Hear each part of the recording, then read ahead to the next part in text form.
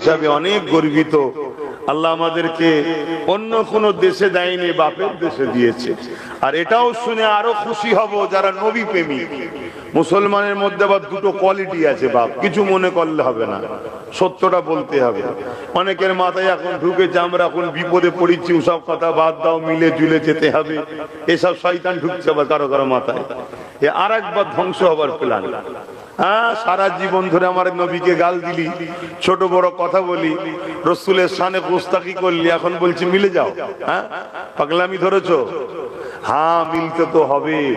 নবীর প্রেমিকরা এক হয়ে যাও, জোরে বলুন সুবহানাল্লাহ। কার কি পীর, কার কি মুর্শিদ, কে কোন দরবারের, কে কোন উলামার, কে কোন আমির হাজরাতের, ওসব নিজের কাছে রাখো। যারাই নবীকে ভালোবাসো তোমরা সব এক হও। আর যারা নবীকে ভালোবাসেন ও বাঁদর কোম্পানিদের সাথে খবরদার এক হবেন না। ও সব ইসলামের দুশমনদের চেলা, আমাদের মধ্যে ঢুকতে চাইছে, ঢুকে আমাদের যতটুকু পাওয়ার আছে এই পাওয়ারটাকেও কেড়ে নিতে চাইছে। আমি বললে বুঝতে পারবেন আগেতে। যাক, আমি যেটা বলতে চাইছি সেটা হলো আমরা আরো খুশি হব ভারতের মুসলমান যারা আমার রসুলকে ভালোবাসি, যে আমার রসুল পাক সাল্লাল্লাহু আলাইহি সাল্লাম আব্বাজান আদম আলাইহিস সালামের সাথে সর্বপ্রথম ভারতে এসেছিলেন। জোরে বলুন সুবহানাল্লাহ। আরো জোরে বলবেন না?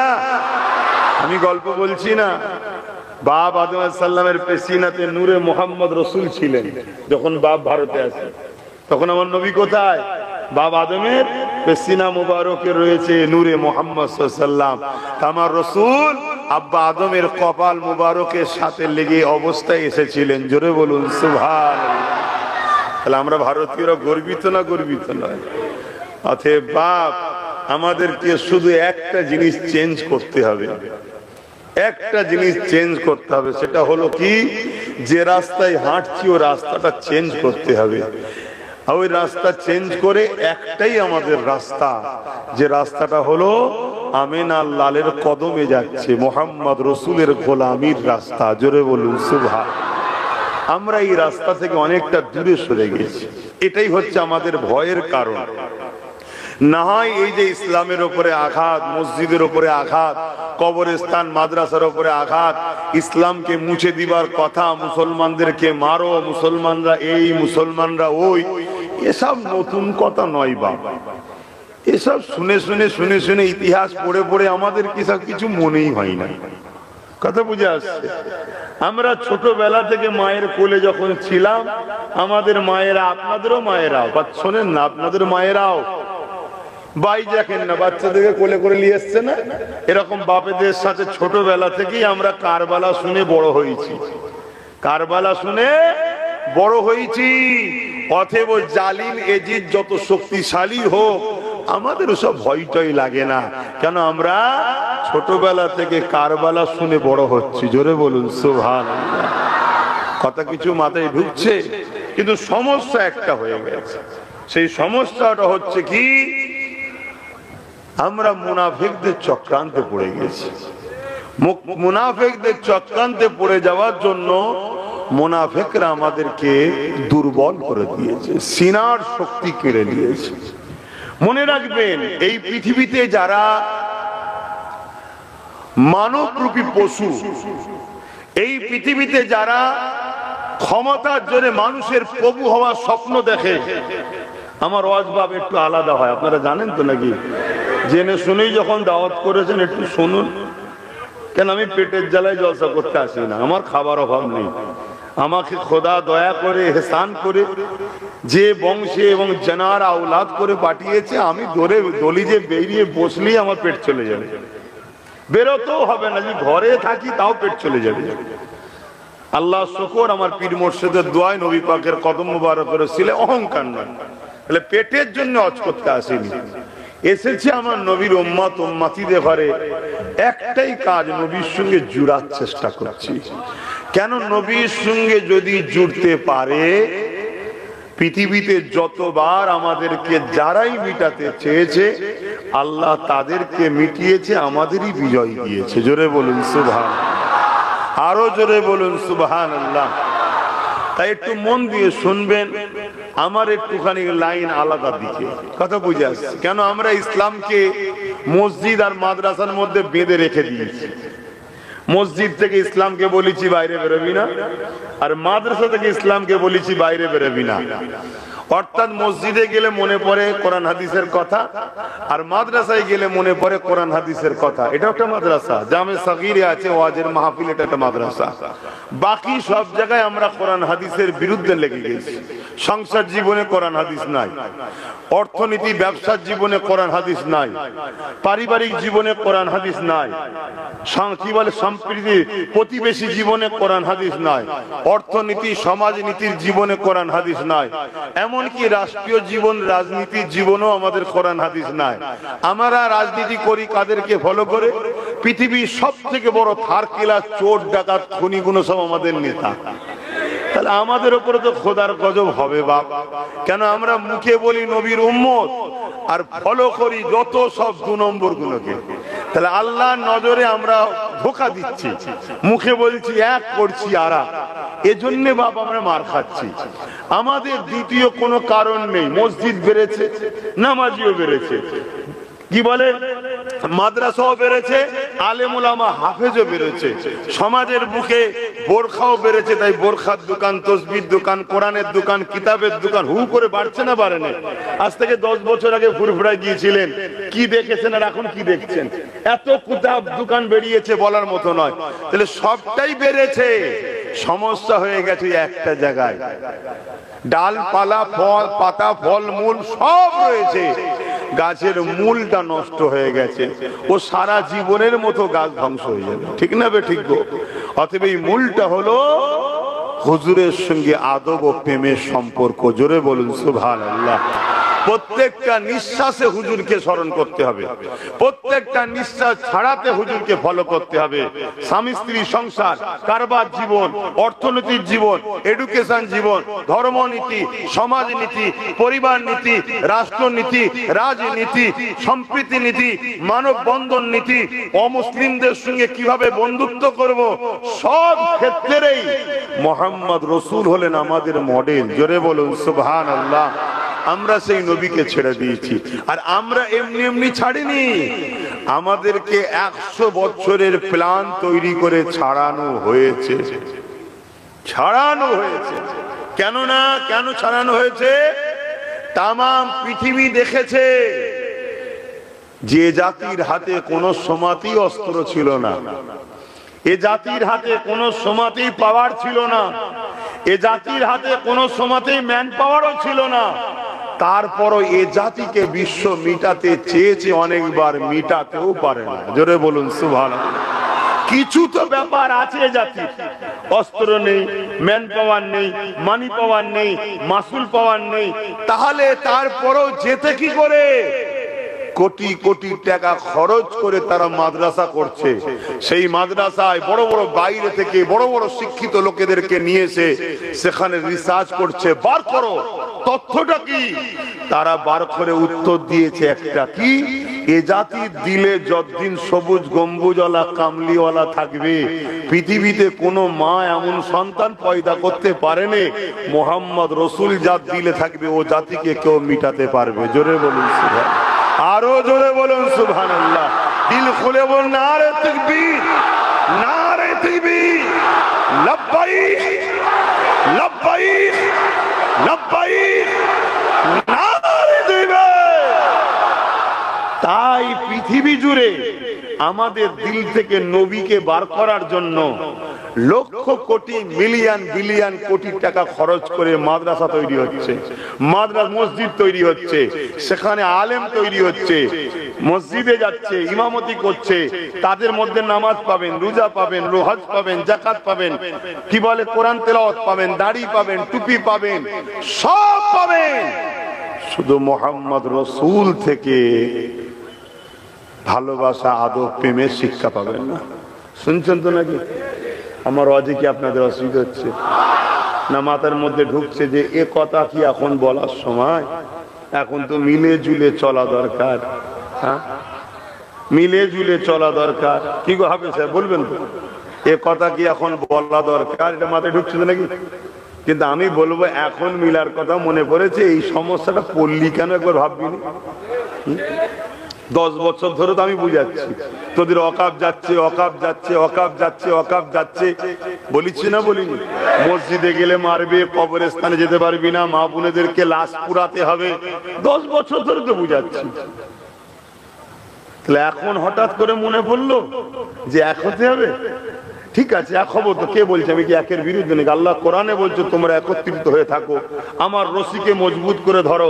তা আল্লাহর রশিটা কি? কোন বাজারে কিনতে পাওয়া যায়? লিয়াসো ধরবো, বলো আল্লাহর রশিটা কি? আল্লাহর রশিটা কি বলতে হবে তো? আল্লাহর রশিটা হলো মুহাম্মদ সাল্লাল্লাহু আলাইহি সাল্লামের সুন্নাত তরিকা, তার কদম নকশা কদম। জোরে বলুন সুবহানাল্লাহ। যদি কেউ বলে কোরআন, আমি বলবো ঠিকই বলেছে। কোরআনটা কি? আল্লাহর কথা। তা আল্লাহর কথাটা কি? কোরআনের বাস্তবটা হলো মুহাম্মদ সাল্লাল্লাহু আলাইহি সাল্লাম। জোরে বলুন সুবহানাল্লাহ। হ্যাঁ আসো, তুমি আমি কার থেকে ফতোয়া জানতে যাচ্ছি? আম্মা জান আয়েশা সিদ্দিকাকে সাহাবা হুজুররা জিজ্ঞেস করছেন, আম্মা জান আমাদের রাসূল কেমন ছিলেন? মন দিয়ে শুনবেন। ভুল যদি কারো হয় শুধরে নেন, তওবা করেন। আল্লাহ বড় দয়ালু, যিনি নমরুদকে একটা খোঁড়া মশা দিয়ে মেরেছে, যে পৃথিবীর রাজা ছিল, যিনি ফেরাউনকে নীল নদে চুবিয়ে চুবিয়ে মেরেছে, যিনি আব্রাহা বাদশাকে আবাবিল পাখির মাধ্যমে পাথর দিয়ে ছোট ছোট পাথর কোনা দিয়ে মেরেছে, সেই আল্লাহ আজও আছেন।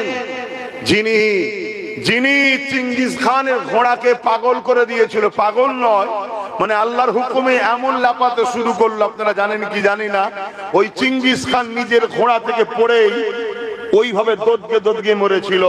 আমার আল্লাহ তো তিনি, যিনি যত বড় বড় শয়তান এসেছে সব শয়তান ঠান্ডা করে দিয়েছে। আজও সে আল্লাহ আছে না নাই? শক্তি কি কমে গেছে? অতএব মনে রাখবেন, আমরা যদি আল্লাহর হতে পারি তবে আল্লাহ সাহায্য করবে। কথা ঠিক না বেটি? আল্লাহ কোরআনে বলছে যারা আমার দাবি করো ওরা যদি সত্যবাদী হয়, কুল ইন কুনতুম তুহিব্বুনাল্লাহ বড় কাবলাম কুল মানা, হযরত নবীকে বলছেন আপ ফরমাইয়ে ইন কুনতুম তুহিব্বুনাল্লাহ, যারা বলে আল্লাহকে ভালোবাসি, এরা যদি সত্যবাদী হয় ফাত্তাবিউনি, আগে যেন আপনাকে ইত্তেবা করে। কাকে? মুহাম্মদ সাল্লাল্লাহু আলাইহি সাল্লাম আপনাকে ইত্তেবা করে। কিন্তু ইত্তেবা কাউকে করতে গেলে ভালোবাসার প্রয়োজন আছে না নাই? এই লোকগুলো এই গরমে এসে বসে আছে, অন্য মলি সাহেব তুললে থাকবে? নিশ্চয় একটু বেশি ভালোবাসে, তাই তো? তাহলে ইত্তেবা করতে গেলে, ফলো করতে গেলে ভালোবাসা দরকার। তো ফাত্তাবিউনি কি अंदर प्यार छुपा हुआ है, लिहाजा माना ये हुआ जो लोग कहते हैं मैं रब ताला को मोहब्बत करते हैं, अगर वो लोग सच है तो फत्ताबिउनी, पहले नबी को मोहब्बत के साथ मानना होगा। बोलिए सुभान अल्लाह। তাহলে আল্লাহকে যারা ভালোবাসে, তারা যদি ভালোবাসে সত্যি, তাহলে বলতে হবে আগে নবীকে ভালোবেসে মানতে হবে। এটা কার হুকুম? জোরে বলুন, কার হুকুম? এটা কোরআন, তাই তো নাকি? হ্যাঁ। আর এবারে আল্লাহ বলছে যদি আপনাকে কেউ ভালোবেসে মেনে নেয়, ও ইয়াগফিরু লাকুম, যদি আপনাকে কেউ ভালোবেসে মেনে নেয়, ইউহিব্বুকুমুল্লাহ, হাবিব জানিয়ে দিন আমি আল্লাহ তাদেরকে ভালোবাসবো। জোরে বলুন সুবহানাল্লাহ। আল্লাহ যাদেরকে ভালোবাসবে তারা কামানের সামনে জান্নাত দেখতে পাবে, তারা নুকোবে না। আল্লাহ যাদেরকে ভালোবাসবে তারা AK-47 এর সামনে জান্নাতের খুশবু পাবে, তারা কখনো ঘাবড়াবে না। আল্লাহকে যারা ভালোবাসবে তারা ওই ছোট একটা কথা বলে দিয়ে, এখানে চিঙ্গিস খানের কথাটাই বলে দিয়ে, একটু বলে দিই, নোট করে নেন। চিঙ্গিস খান অনেক বড় জালিম এক রাজা ছিল, পুরো বাগদাদকে উজাড় করে দিয়েছিল। কথা বুঝে আসছে? পুরো বাগদাদের মাদ্রাসা, মসজিদ, লাইব্রেরি আগুন ধরিয়ে ভেঙে চুরমার করে দিয়েছিল। যেমন আমার দেশে আজকাল একদল জালিমরা করছে, ওই রকম করেছিল। করার পরে ওই চিঙ্গিস খান একদিন একটা মাদ্রাসা 300 উস্তাদকে বন্দি করেছে, করে কাতার দিয়েছে, 3টে কাতারে 100-100 করে দাঁড় করিয়েছে। জাল্লাদকে বলছে প্রথম কাতারের উলামাদের গর্দানগুলোকে উড়াও। আরে সন্ত্রাস তো তারা যারা ইসলামকে অপছন্দ করে, তারা শুনছেন তো নাকি? জঙ্গিবাদ তো তারা যারা ইসলামের বিরোধী করে, তারা। আতঙ্কবাদ প্রকৃত তো তারা যারা ইসলামের বিরোধী করে তারা, কারণ ইসলাম শব্দের মানেই যখন বোঝে নেয় তাহলে সমস্যা হওয়াটা স্বাভাবিক। ইসলাম কাকে বলে আমরা মুসলমানরাই জানি না, আমরা মনে করি দাড়ি টুপি নামাজ রোজা এটাই হলো ইসলাম।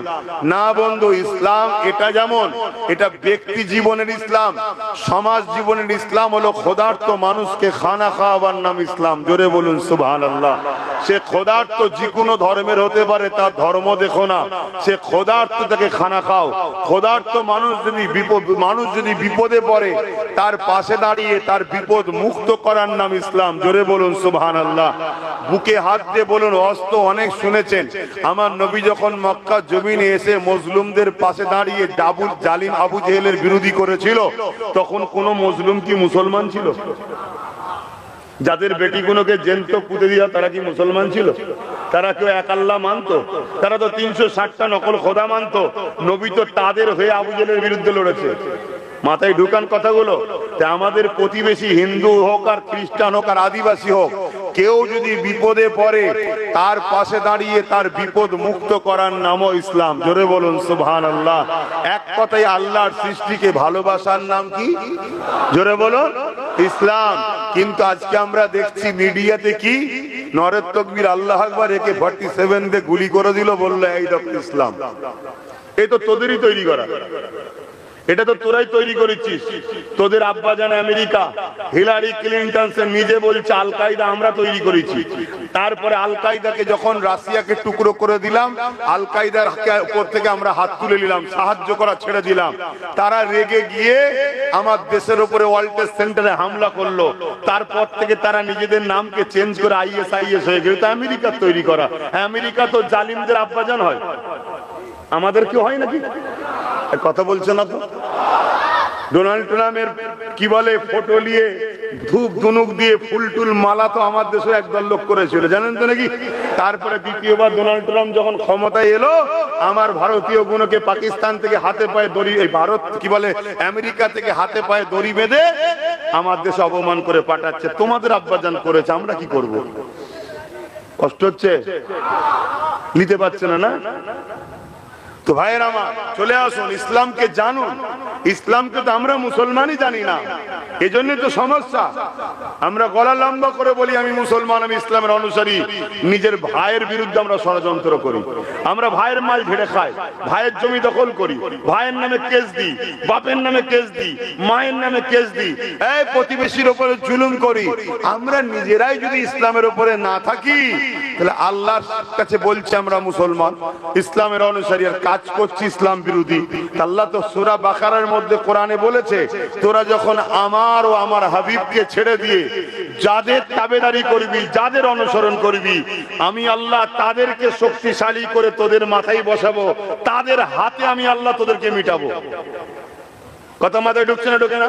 ইসলামের ছেলে মেলায় যায়, ইসলামের ছেলে ফাংশনে যায়, ইসলাম ছেলে অন্য জাতির ধর্মীয় অনুষ্ঠানে যায়, ইসলামের ছেলেরা তাদের উৎসবে যায়, তাদেরকে ফলো করে, তাদের সঙ্গে হই হই করে, তাদের সঙ্গে সব কালচার তাদের মতো হয়ে গেছে, সব আদর্শ তাদের মতো হয়ে গেছে, তাদের মতো হিংসুক হয়েছে, তাদের মতো খুনি হয়েছে, তাদের মতো চরিত্রহীন হয়েছে, তাদের মতো গুন্ডা হয়েছে, তাদের মতো বদমাইশ হয়েছে।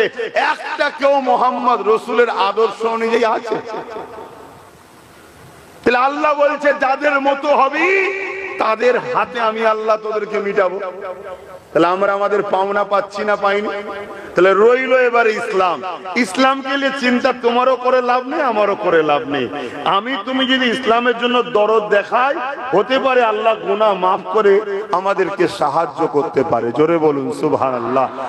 আল্লাহ দিনের জন্য আল্লাহই যথেষ্ট, আল্লাহ দিনের জন্য আল্লাহ যথেষ্ট। চিঙ্গিস খানের কথাটা বলেলি, তারপরে আল্লাহর দিনের জন্য আল্লাহ যথেষ্ট, এখান থেকে শুরু করবো। আবার মনে রাখবেন, চিঙ্গিস খান একটার পর একটা আলেমদের ঘরে কতল করার হুকুম দিল। তো প্রথম কাতারে 100 জন দাঁড়িয়ে আছে, তার মধ্যে একটা বয়স্ক প্রবীণ আলেম ছিল। যখন কতল করছে, সেই উলামাটা প্রথম কাতার থেকে দ্বিতীয় কাতারে চলে গেছে। চিঙ্গিস খান দেখেছে, ঘোড়ার পিঠে বসে আছে, কিছু বলেনি। দ্বিতীয় কাতারে আবার উলামাদেরকে কতল করার হুকুম দিল। ওই সেই মুরব্বী বুজুর্গ উলামাটা, তিনি আবার দ্বিতীয় কাতার থেকে তৃতীয় কাতারে চলে গেছে। চিঙ্গিস খান তখন তৃতীয় কাতারে আগিয়েছে, ওই বুজুর্গ উলামাকে বলছে এবারে তুমি যাবে কোথায়? প্রথম কাতার থেকে নাই দ্বিতীয় কাতার, দ্বিতীয় কাতার থেকে তৃতীয় কাতার, চতুর্থ কাতার তো নাই, কতল তো তোমায় হতেই হবে, যাবে কোথায়? আল্লাহ পাকের আলেম বান্দা বুজুর্গ উলামা আসমানের দিকে মুখ তুলে বলেছিলেন আল্লাহ আছে। জোরে বলুন সুবহানাল্লাহ। কি বলেছেন? আল্লাহ আছে। এই ঈমান আমাদের আছে? আমরা তো এখনো ভাবছি ওর হাতে বাঁচতে গেলে এর কোলে উঠা দরকার। আমাদের মধ্যে এখন এই খসলত গেছে? এখনো আমাদের মধ্যে সেই চিন্তা আছে। এখনো উলামারা দালালি করছে অনেকে।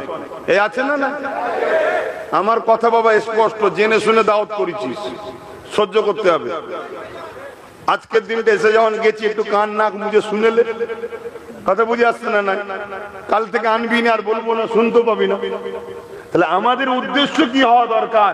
আল্লাহ আছে, আল্লাহ আমাদের যথেষ্ট। হাসবুনাল্লাহু ওয়া নি'মাল ওয়াকিল, নি'মাল মাওলা ওয়া নি'মান নাসীর।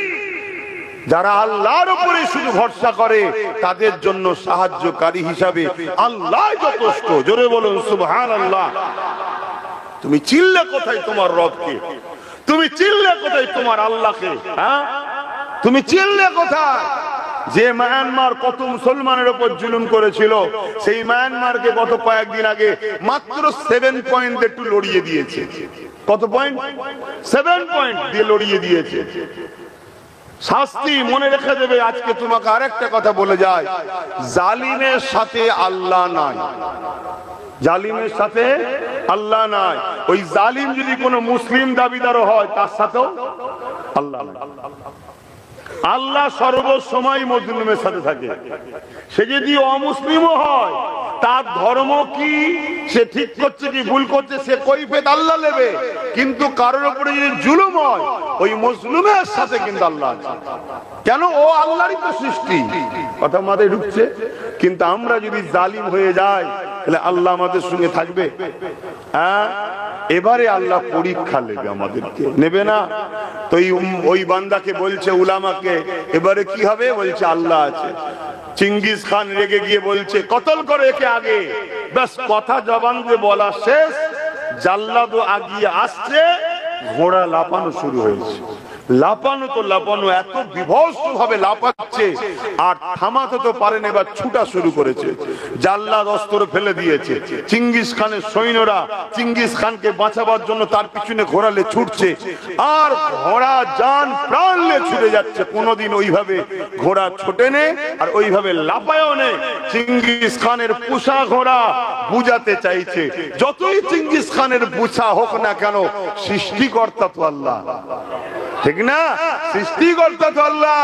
অতএব সেই ঘোড়া লাপাতে লাপাতে লাপাতে চিঙ্গিস খান একটা সময় যেখানে পা রাখে একটা পা রয়েছে, আর একটা পা ফসকে উল্টে পড়লো, কখনো পাথরে, কখনো বিভিন্ন জায়গায় লাগতে লাগতে লাগতে তার মাথা ছিন্ন বিচ্ছিন্ন হয়ে যতক্ষণ না মারা গেছে ততক্ষণ ঘোড়া থামেনি। জোরে বলুন আল্লাহু আকবার, বলুন আল্লাহু আকবার। আল্লাহ তো সব থেকে বড়, তার উপরে ভরসা করো। তিনার হাবিব যে আদর্শ দিয়েছে সেই আদর্শে চলো, মানুষকে পেয়ার করো, মহব্বত করো, প্রেম ভালোবাসা বাটো। হিংসা নয়, প্রেমের নাম ইসলাম, হিংসার নাম শয়তানি, জুলুমের নাম শয়তানি, প্রেমের নাম হলো ইসলাম। আজকে ইসলামকে বন্ধ করার জন্য দুই শ্রেণীর লোক উঠে পড়ে লেগেছে, আর যুগে যুগে এই দুই শ্রেণীর মানুষ ইসলামের চরম বিরোধী ছিল। এক শ্রেণী হলো জালিম শাসক। কে? সে ফেরাউন হতে পারে, নমরুদ হতে পারে, আবু জেল হতে পারে, উতবা হতে পারে, রোম হতে পারে, পারস্য হতে পারে। জালিম শাসক যারা, তারা ইসলামের চরম যুগে যুগে দুশ্মনী করেছে। আজকের দিনেও যারা যারা জালিম হুকুমত, তারা তারা ইসলামের বিরোধী করছে। কেন করছে? কারণ আছে। কেন? জালিম শাসকের লক্ষ্য হলো দুটো, মানুষকে গরিব বানাবো, ভিক্ষা দেবো, মানুষের খোদা হবো। শুনছেন তো নাকি? আর ইসলামের লক্ষ্য কি? জুলুম বন্ধ করে মানুষকে দাসত্ব শিকল ভেঙে দিয়ে আল্লাহ সৃষ্টিকে আজাদ করে দাও। জোরে বলুন সুবহানাল্লাহ, আরো জোরে বলুন সুবহানাল্লাহ। তাহলে জালিম শাসকের সঙ্গে ইসলামের টক্করটা কেন বুঝতে পারছেন? একটু হাঁকি না বলুন, টক্কর হবে না? হবে না? আমি চাই, বুঝাবার জন্য বলছি, আমি চাই লোককে গরিব বানাবো, গোলাম বানাবো, ভিক্ষা দেবো, মানুষের প্রভু হবো, নাউজুবিল্লাহ, বুঝাবার জন্য বলছি। আর ইসলাম কি বলছে? মানুষ গরিব হতে পারে, কারো দাস দাসী নয়, মানুষের প্রভুকে মানুষ কেন হবে? অতএব এদেরকে আজাদ করো, এদেরকে গরিবের হাত থেকে বাঁচাও, এই জুলুমের হাত থেকে বাঁচাও, এদের চোখের পানি মোছো, এদেরকে খানা দাও, পরনের কাপড় দাও, এদেরকে আশ্রয় দাও। যেমন প্যালেস্টাইনবাসী ইহুদিদের ঘরে বাঁচিয়েছিল জালিম হিটলারের হাত থেকে, আজকে সেই ইহুদিরা প্যালেস্টাইনবাসীদের উপরে হাজার হাজার বাচ্চাদেরকে খুন করছে। কেন? ওরা ইহসান ফারামোশ, ওরা গদ্দার, ওরা গদ্দার। ইতিহাস বলছে বনি ইসরাইলরা বড় সৌভাগ্যবান, ওদেরকে প্রচুর নবী দিয়েছে, প্রায় 70,000-এর উপর নবী দিয়েছে। ওরা নিজেদের নবীদেরকে পর্যন্ত কতল করেছে। কথা মাথায় ঢুকছে? অসুবিধা হচ্ছে নাকি? তাহলে 1 নম্বর বিরোধী ইসলামের কে? জালিম শাসক। মনে থাকবে তো নাকি? আর কোন মুসলমান যদি এই জালিম শাসকের সাথ দেয়, সে ইসলামের বন্ধু তো নাকি? কথা বলছে না তো? ইসলামের দুশ্মন যদি হয় তা আল্লাহ তাকে মিটাবে না? এবারে আপনাদের মাথায় ঢুকতে পারে, ও ভাইজান, আমি নাই ছোট দুশ্মন, বড় দুশ্মনকে আল্লাহ মারে না কেন? কে বলেছে? ফেরাউনের মরণ হয়েছে না হয়নি? বড়র মারতে একবারই হয়, মারার মতো মার হয়, কিন্তু তোমারতে তো 2 জায়গায় মার হবে। কেন? তুমি বলছো আমি ইসলামের, আবার করছো দুশ্মনী, তার মানে মুনাফিকি। কি মুনাফিকি? তো মুনাফিকের শাস্তি কোরআনে কি বলেছে? বেশি না কম? তাই আমাদের শাস্তিটা একটু বেশি হচ্ছে। কথা মাথায় ঢুকছে না? ঢুকে না? হ্যাঁ, তাহলে 1 নম্বর পয়েন্ট। দ্বিতীয় নম্বর পয়েন্ট হচ্ছে ইসলামের চরম দুশ্মনী করেছে ধর্মের নামে যারা ভণ্ডমির দোকান খোলে। ধর্মের নামে ভণ্ডমির দোকান খোলে। কথা বুঝে আসছে? হ্যাঁ, আজকে মানুষের মধ্যে বিভাজন তৈরি করে দিয়েছে, আছে না নাই? হ্যাঁ, বিভাজন তৈরি করে দিয়েছে। সেই সময়তে ধর্মের নামে যারা ভণ্ডমির দোকান খুলেছিল, আবু জেহেল উতবা সাইবার সময়তে বাচ্চা বাচ্চা ছেলেদের ঘরে মক্কার সামনেতে তারা কতল করত। কেন? তাদের খোদাকে উৎসর্গ করছে। এই যে ধর্মের নামে যে শয়তানি ভণ্ডমি, এই ধরনের মানুষ যারা, তারা ইসলামের চরম দুশ্মনী করেছে। এই 2 শ্রেণীর মানুষ, তাই এরা ইসলামকে মুছতে চেয়েছে। কিন্তু মনে রাখবেন, ইসলামকে যারা মুছতে চেয়েছে তাদের সঙ্গে আল্লাহ 2 ধরনের ব্যবহার করেছে। এক, তাদের মধ্যে থেকে অনেককে আল্লাহ ইসলামের আলো দিয়ে আলোকিত করে ইসলামের গোলাম খাদেম বানিয়েছে। জোরে বলুন সুবহানাল্লাহ। দ্বিতীয়, ফেরাউনের মতো, নমরুদের মতো তাদেরকে আল্লাহ একেবারে ধ্বংস করে দিয়েছে। মনে থাকবে? 2 ধরনের ব্যবহার করেছে। এক হলো আল্লাহ পরিবর্তন করে দিয়েছে, করে ইসলামের খাদেম। যেমন আমার দেশে বাবরি মসজিদে প্রথম যে আঘাত করেছিল, জানেন তো নাকি? যে প্রথম আঘাত করেছিল, আল্লাহ তাকে যখন ইসলামের আলো দিল, সে মুসলমান হলো। 100টা মসজিদ তার হাতে আল্লাহ বানিয়ে দিল। জোরে বলুন সুবহানাল্লাহ।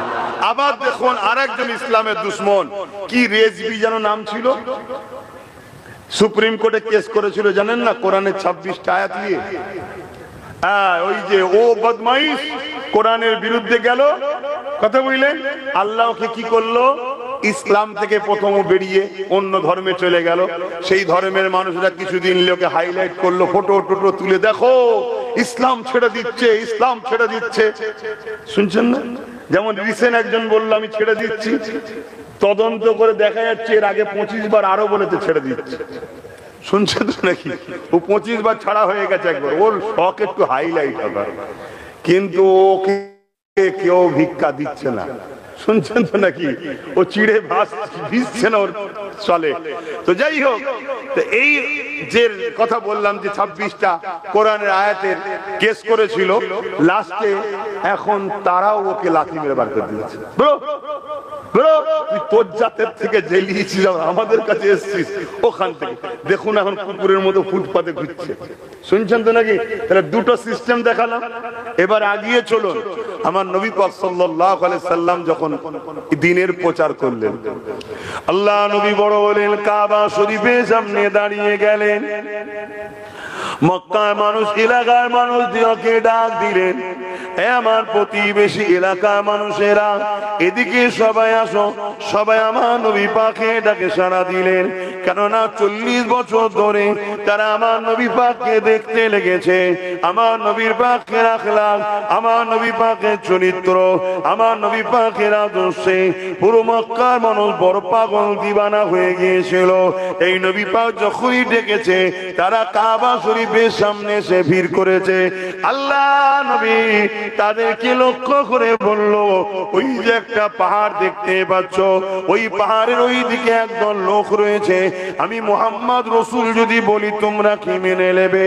তারা বলল হ্যাঁ মেনে নেব। আল্লাহ নবী বললেন তোমরা তো দেখুনি কেন মানবে?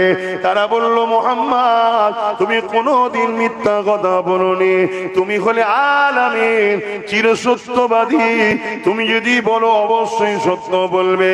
আল্লাহ নবী বললেন যেমন পাহাড়ের ওই দিকে কোনো মানুষ নেই তা দেখে আমি রাসূলুল্লাহকে বিশ্বাস করে মেনে নিতে চাইছো, ঠিক তেমনি আমি মুহাম্মদ বলছি শোনো, লা ইলাহা ইল্লাল্লাহ মুহাম্মাদুর রাসূলুল্লাহ, আমি মুহাম্মদকে আল্লাহ মেসেঞ্জার করে রাসূল করে পাঠিয়েছে, প্রফেট করে পাঠিয়েছে, আর মালিক হলো একজন, তিনি হলেন আল্লাহ পাক। তোমরা এই যে নিজেদের হাতে নানা রকম সব খোদা তৈরি করছো, নানা রকম প্রভু তৈরি করছো, এগুলো তোমাদের রব নয়। তোমাদের রব হলো একজন, যিনাকে কেউ দেখেনি, তিনি আছেন। কথা বুঝে আসছে? তিনাকে কেউ দেখেনি, তিনি আছেন। তিনি কে? আমাদের জান আছে না নাই? দেখেছেন কেউ? তাহলে জান আছে, দেখা যায় না, কিন্তু আছে, ঠিক না? তা জানটা যিনি বানিয়েছেন তিনি আছেন, তিনাকে কেউ দেখেনি, শুধু হুজুর দেখেছেন, তাও জমিনে নয়, আরশের জগতে। জোরে বলুন সুবহানাল্লাহ। কথা বুঝে আসছে? তিনি আমাকে পাঠিয়েছে তোমাদেরকে সঠিক রাস্তার জন্য। যারাই একটু আগে বলল আপনি চিরসত্যবাদী, তারা বলল না আপনার কথা মানা যাবে না, কেন আমার বাপ দাদা এসব করেছে, আমরা কেন করব না? ব্যাস মুখ ফিরিয়ে চলে গেল। আল্লাহ নবী পরের দিন আবার দাওয়াত দিচ্ছে। আবু জেহেলের কানে খবর চলে গেছে। আবু জেহেল দেখছে মুহাম্মদ রাসূল যা বলছে ঠিকই, কিন্তু মুহাম্মদ রাসূলের দিকে যদি চলে যায় লোকগুলো, তাহলে আমি যে এদেরকে আমার গোলাম বানিয়ে রেখেছি, ভণ্ডমি দিয়ে, 2 নম্বরই দিয়ে আমি যে আমার গোলাম বানিয়ে রেখেছি, তাহলে আমার থেকে যদি পালিয়ে যায় তাহলে আমার তো ক্ষমতা শেষ, রুখতে হবে। আমার রাসূল পাক সাল্লাল্লাহু আলাইহি সাল্লাম যেই দিনের মেসেজ দিতে গেল, আবু জেহেল আগিয়ে এসে আমার নবীর সঙ্গে বিয়াদবি করেছে, গায়ে হাত পর্যন্ত তুলেছে। শুনছো? তুমি আমি সহজ ইসলাম পেয়েছি না, তাই ইসলামের গুরুত্ব নাই। মুসলমান ঘরের ছেলে চাঁদ রাত্রিরে বক্স বাজায়, চাঁদ রাত্রিরে ফাংশন করে, মেলা দেয় মুসলমানের ছেলে, তা এদের উপরে তো আল্লাহ জালিম শাসক বসাবে, ঠিক না? ভুল হচ্ছে নাকি ভাই? যারা আসছেন একটু বাঁদিকে চেপে যাবেন। তোমরা করো না, আমি যদি এটা বলি ওয়াজের লাইন অন্যদিকে চলে যাবে। তাহলে বলো এটা কি আমাদের অন্যায় না অন্যায় নয়? আমার নবী কি ঈদ উপলক্ষে করে ডান্স দিয়েছিল, নাচ দিয়েছিল, ফাংশন দিয়েছিল, মেলা দিয়েছিল? এটা কি ইসলামের পাঠ? তাহলে তুমি ইসলাম উপলক্ষ করে কাজ করলে কি করে? অন্য দিনে যদি করো কাবিরা গুনাহ হবে, আর ইসলামকে কেন্দ্র করে যদি করো কাফের হবে। শুনছেন না শোনেননি? আরো একটা কথা বলি, আমার মুসলিম ছেলেরা এখন ইফতার পার্টিলে বড় নাচানাচি করছে। বেঈমান নেতা, শয়তান নেতা, চোর নেতা, খুনি নেতা, ধর্মের নামে শয়তানি, তাদের ঘরে নিয়ে এখন ইফতার পার্টি দিচ্ছে। এটা কি ইসলামে আছে? কথা বলো আছে? তাহলে তুমি আমার ধর্মকে বাঁচাচ্ছ না মিটাচ্ছ? তাহলে ও একা মিটাচ্ছে না, তুমি আমি মিটাচ্ছি, তাহলে আল্লাহ মিটাবে না, মিটাবে না তোমাকে আমাকে? তাহলে আমরা আমাদের দোষে মার খাচ্ছি না, খাই না? আমার অজ বুঝছেন তো নাকি? হ্যাঁ বা মহব্বতে শুধু প্লেন কথা বলে চলে গেলে হবে না, বোঝো ভালো করে, এখনো সময় আছে, পরিবর্তন হও, তওবা করো, আল্লাহকে সেজদা দাও, চোখের পানি ফেলার, বলো আল্লাহ যা ভুল করেছি ক্ষমা করে দেন, আপনি সাহায্য পাঠান, আপনি সাহায্য পাঠান। আমরা কথা দিচ্ছি আর জুলুম করব না, আর অন্যায় করব না, আর অত্যাচার করব না, আর নফসের উপরে দিনের উপরে ক্ষতি করব না। তুমি কথা দাও, আমার আল্লাহ তোমাকে সাহায্য করবে। এই চুনোপুটিদের মারতে খোদার বেশিক্ষণ সময় লাগে না। কথা মাথায় ঢুকছে না? ঢোকে নেই? কিন্তু তুমি যদি ভালো না হও তা আল্লাহ কাকে সাহায্য করবে? আমি তো দেখছি দাঁড়িয়ে মাথায় টুপি মুসলমান, আদৌ মুসলমান? নামে তালপুকুর ঘটি ডোবে না, এ আছে না না সমাজে? তাহলে আমরা যদি সেই রকম হয়ে যায় যে নামে তালপুকুর পানিই নেই, নামে মুসলমান, আখলাক চরিত্র লেবাসে উঠাতে বসাতে কোন জায়গাতে মোহাম্মদ রসুলের আদর্শ নেই, তাহলে আমরা ধ্বংস হবো না? বলো, কথা বল। বাপেরা, নওজোয়ান তরুণেরা, এ নবী পাকের প্রেমিকেরা, আল্লাহ নবী শুনে আবু জেহেল বিরোধী করে ফেললো, নবী পাকের গায়ে হাত তুলে ফেললো। আল্লাহ নবী মনে দুঃখে ঘরে চলে আসলে আমার নবী পাক পরের দিন আবার দাওয়াত দিতে গেল। আমার নবী পাকের কথা শুনে হযরত আবু বকর সিদ্দিক আমার নবী পাকের হাতে হাত দিয়ে নবী পাকের পাশে দাঁড়িয়ে গেলে। অনেক বড় কথা আমি যেটা বোঝাতে চাইছি, এইভাবে 39 জন ইমানের নূরে কালেমা পড়ে আমার নবী পাকের সাথে সাথ দিয়েছে। আমাদের সমাজে একদল মানুষ প্রচার করে বেড়ায় ইসলাম নাকি অস্ত্রের জোরে, তরোয়ালের জোরে নাকি দুনিয়ায় এসেছে।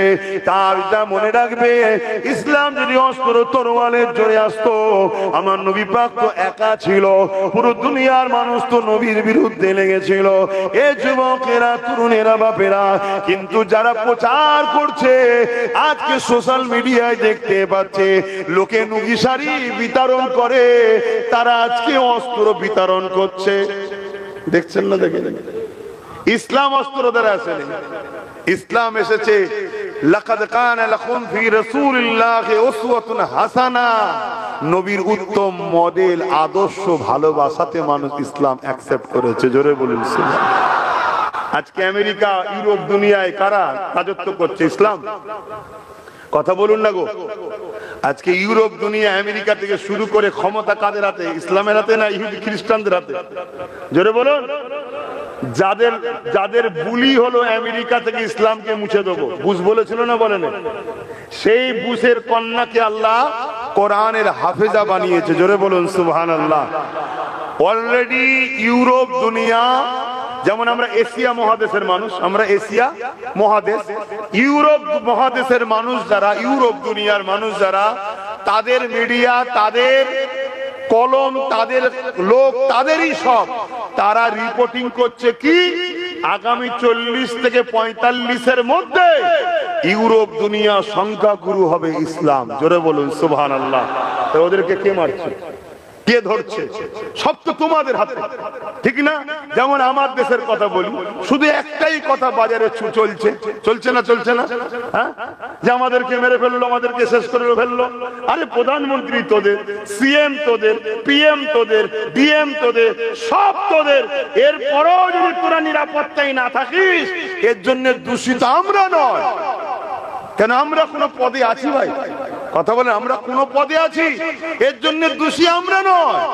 আমার তো মনে হয় সবার একটা কথা বলা দরকার, সব যখন আমাদের, তারপরেও যখন আমরা নিরাপদে নয়, পুরো সব বেটা নাম আমরা।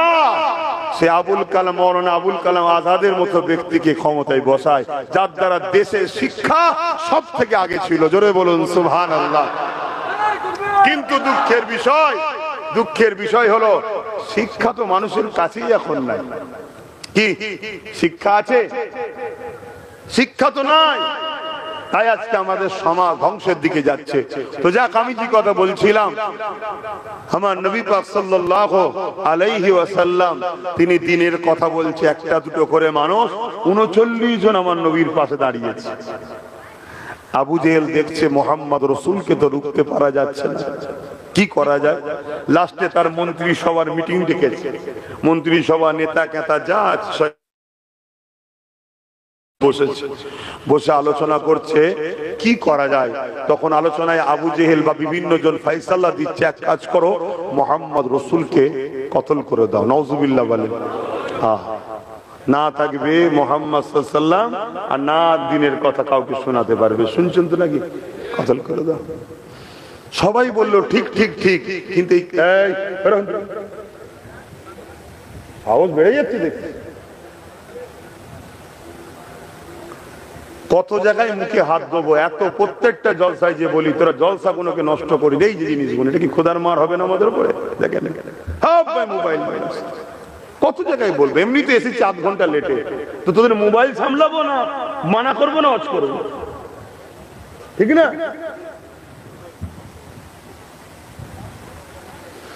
আবু জেহেল বলল ঠিকই, কিন্তু কে মারতে যাবে, সাহসটা কে নেবে?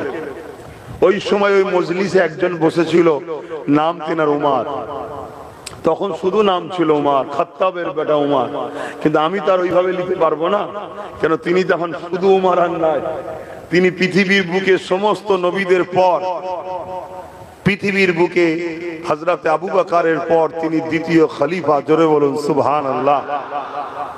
আহা, কি সম্মানিত হয়ে গেল। ইসলামকে মুছে দিবে, রাসূলকে কতল করবে, নাউজুবিল্লাহ। তিনি বললেন আমি পারবো, কি দেবে?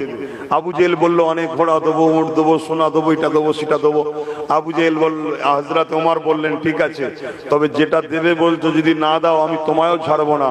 তবে শোনো, আমি বেরোচ্ছি, তুমি মালপত্র রেডি করো, কালকে সূর্য উঠবে, মোহাম্মদ রসুল উঠবে না, 39 জন হয়েছে, 40 আর হবে না বলে যাচ্ছে ওমর ফারুক।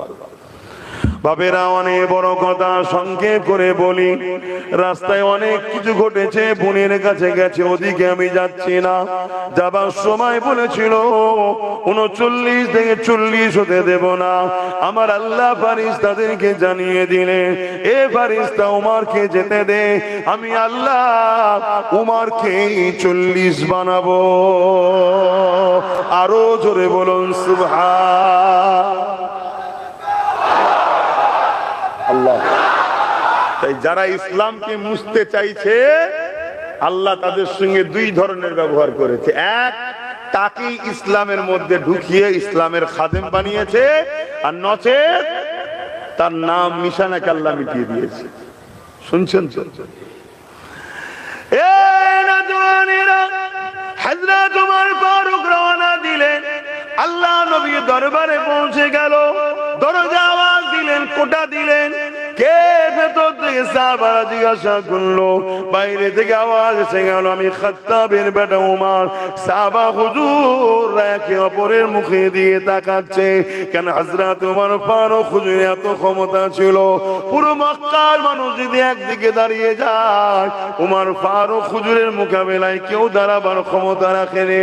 তাই সাহাবা হুজুররা বলতে লেগেছে, আর আমাদেরকে জমিনে বেঁচে থাকা হবে না, আমাদেরকে মেরে ফেলবে, শেষ করে দেওয়া হবে।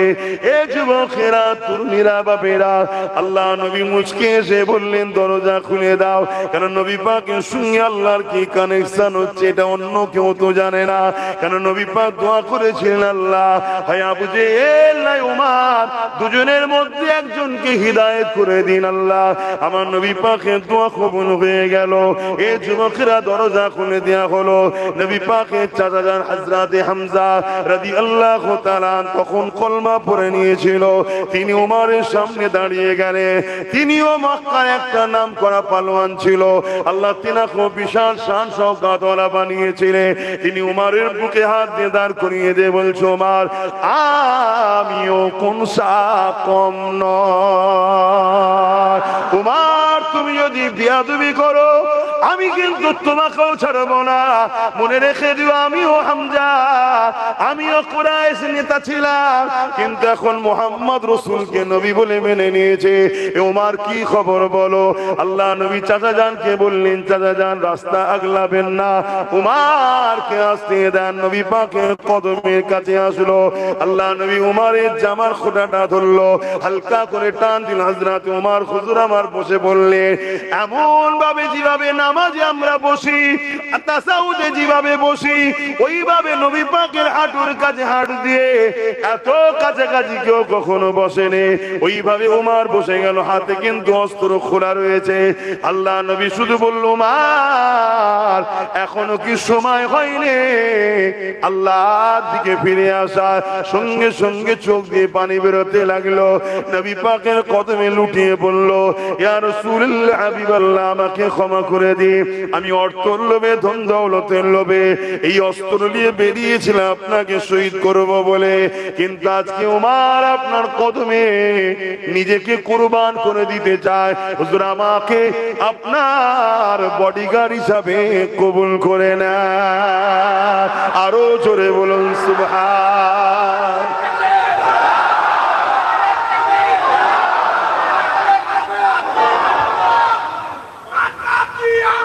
মারহাবা, মারহাবা, মারহাবা, মারহাবা।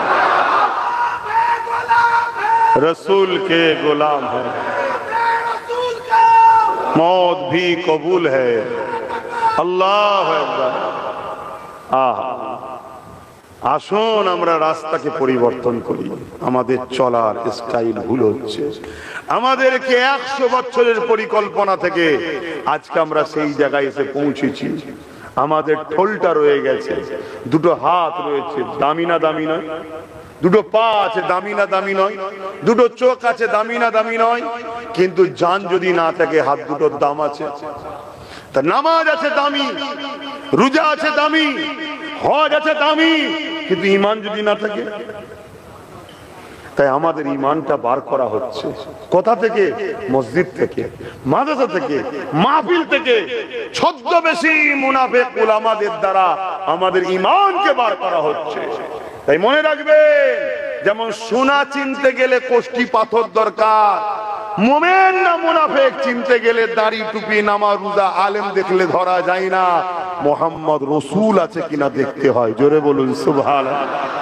আসুন আমরা অঙ্গীকারবদ্ধ হই, প্রত্যেকটা খানকাতে, প্রত্যেকটা মজলিসে, প্রত্যেকটা জলসাতে, প্রত্যেকটা মসজিদের জুম্মার খুতবাতে 100টা যদি বয়ান হয়, 70টা বয়ানে উম্মতকে নবী চিনাবার অঙ্গীকার নিই। এই উম্মতটা নবী চেনে রে, এই উম্মত জানে রে আমাদের নবী তিনি যিনি সূর্যের উপরে রাজত্ব করেছে। জোরে বলুন সুবহানাল্লাহ। আমাদের নবীর ইশারাতে সূর্য গোলামীর পরিচয় দিয়ে উঠে এসেছে। জোরে বলুন সুবহানাল্লাহ। আরে আমরা তো তিনার গোলাম। আমাদের নেতার এক আঙুলের ইশারা চাঁদ নিজেকে দুটুকরো করেছে। আমাদের নবীর রাজত্ব চাঁদের উপরেও চলেছে। জোরে বলুন সুবহানাল্লাহ। উম্মতে মুহাম্মাদি নিজেকে চলো, যার নেতা চাঁদের নেতা, যার নেতা সূর্যের নেতা, সেই উম্মত আজকে মদ কর, মাতাল কর, বেনামাজি, গাদ্দার, কাফের, বেঈমান, মুনাফিকদের পাচনে যদি বেড়ায়, এই উম্মতকে কাটবে, এটা স্বাভাবিক। এই উম্মত শেষ হবে, এটা স্বাভাবিক। কথা মাথায় ঢুকছে না? ঢোকে না? আজকে বড় ভুল হয়েছে আমাদের। আমরা নিজেরা এর খিসারত ভোগ করছি। তাই এখনো সময় আছে। আমার কাছে বাপ একটাই কথা, ফিরে আসো হুজুরের কদমে, ফিরে আসো আমার রাসূলুল্লাহর কদমে, নবীকে মডেল বানাও যে কোনো ক্ষেত্রে। শুনছেন তো নাকি? আবার এই ওয়াজ করার পরে আমাদেরই সমাজের আবার একদল দালাল বক্তা আছে, জালিম সরকারদের অর্থ খাওয়া 2 নম্বর হারামখোর গাদ্দার বক্তা আছে। তারা আবার কি বলবে? এটা তো ইসলামিক কান্ট্রি নয়, এখানে মোহাম্মদ রাসূলের কথা কেন চলবে? শুনছেন না? শুনুন, চিন্তা করছেন কত বড় শয়তানে। হ্যাঁ, আবার অনেকে বলবে ইসলামী তো খেলাফত সিস্টেম। এই আমার নবী খেলাফত সিস্টেম যে কোনো মুসলিম আরব যে কোনো সংখ্যাগুরু হয় সেখানে হয়, যেখানে কি বলে সর্বধর্মের বসবাস। মদিনা শরীফে রাসূল যখন রাষ্ট্র